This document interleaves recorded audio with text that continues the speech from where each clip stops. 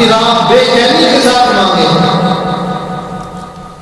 جب ہم تھوڑی سی تنہائی میں بیٹھ جائیں، اس رب العالمین کے سامنے اپنے ہاتھوں کو پھیلائیں، گر گرائیں، آہو جاری کریں، گریہ جاری کریں، تو ہو نہیں سکتا کہ ہمارا دامن خالی ہو۔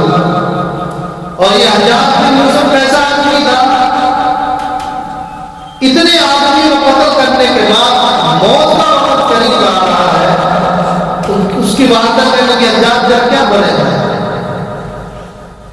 حجاج جب کیا بنے گا؟ اتنے آدمیوں کا تو قاتل ہے، لیکن وہ اس نے جاتے ہوئے بھی عجیب بات نہیں کرتے وقت بھی کہ کہنے لگا اپنی باتوں سے کہ وہ جو میرا خالق اور مالک ہے وہ تم سے زیادہ ہے نہیں، 70 سے زیادہ محبت رکھنے والا ہے، مجھے پھر بھی اس پر امید ہے۔ ایسا بڑا قاتل ہے، ظالم جابر حکمران گزرا ہے، لیکن اس کی باتیں عجیب ہیں۔ اس آدمی کو پتہ تھا کہ اس نے مجھے قتل کر دینا ہے، اس لیے بڑی توجہ کے ساتھ اس نے دعا مانگی۔ تو دعا کے آداب میں سے ایک یہ بھی بات ہے کہ ہم توجہ کے ساتھ مانگیں، کامل یقین کے ساتھ مانگیں، ہماری دعا ضرور قبول ہوگی۔ اور پھر دعا کے آداب میں سے ایک یہ بھی ہے کہ ہم سب کے لیے دعا مانگیں۔ ایک صحابی دعا مانگ رہے تھے، دیہات سے آئے تھے، پتہ نہیں تھے کہ دعا مانگ رہے تھے، اللہم ارحمنی و محمد ولا ترحمنی معنا ابدا۔ اور ایک حدیث میں کہ ولا ترحمنی معنا احد، کہ اللہ مجھ پر رحم فرما اور جناب رسول اللہ صلی اللہ علیہ وسلم پر رحم فرما، ہمارے علاوہ کسی اور پر رحم نہ فرما۔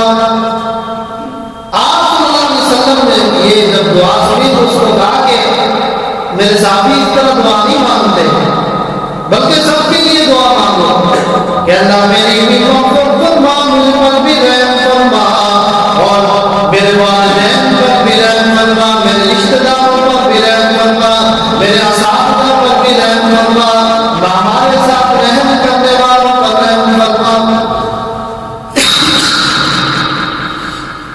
تو دعا کے آداب میں سے یہ بھی ہے کہ سب کو دعاؤں میں یاد رکھنا چاہیے، اکیلے اپنے لیے دعا نہیں مانگنی چاہیے۔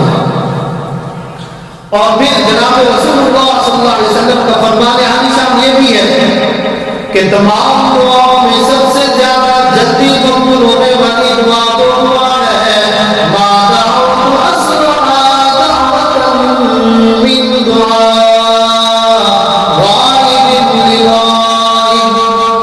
جناب رسول اللہ صلی اللہ علیہ وسلم نے ارشاد فرمایا کہ دعاؤں کی قبولیت میں سے سب سے زیادہ جلدی اور قبول ہونے والی دعا وہ دعا ہے کہ جب بھائی اپنے بھائی کے غیب میں اس کے لیے دعا کرے۔ ایک بھائی اپنے دوسرے بھائی کے لیے دعا کرتا ہے، اس کو پتہ نہیں ہے تو میں کہ یہ دعا سب سے زیادہ جلدی قبول ہوگی۔ وہ کیوں قبول ہوگی؟ کہ اس دوسرے کو پتہ ہی نہیں ہے کہ میرے لیے کون دعا کر رہا ہے، اور اس کو بھی کوئی لالچ نہیں ہے کہ کس لیے دعا کر رہا ہے، تو میں کہ یہ دعا سب سے زیادہ اور جلدی قبول ہوگی۔ میں محترم دوستو، اس سے آگے دعا کی اہمیت اور ضرورت جانیے، اور دعا کی ضرورت اور اہمیت ہم انبیاء کرام کی دعاؤں سے لگا سکتے ہیں۔ جناب آدم علیہ السلام کی دعا کو دیکھ لیجیے کہ جب جنت سے نکال دیے گئے، پریشان ہیں، بے چین ہیں، اللہ رب العزت نے دعا کی عطا فرمائی، ربنا ظلمنا انفسنا وان لم تغفر لنا وترحمنا لنکونن من الخاسرین۔ فرمایا کہ یہ دعا آدم علیہ السلام مانگتے رہے کہ رب ہم نے اپنی جانوں پر ظلم کیا، اگر تو معاف نہیں کرے گا تو ہم نقصان اٹھانے والوں میں سے بن جائیں گے۔ مانگتے رہے، اللہ رب العزت نے ان کی گزارشات قبول فرما کر پھر کیسی شان و شوکت اور عظمت سے نوازا۔ حضرت سلیمان علیہ السلام کی دعا پر نظر ہم دعائیں تو انہوں نے کیا دعا مانگی؟ قال رب اغفر لی وہب لی ملکا لا ينبغی لأحد من بعدی۔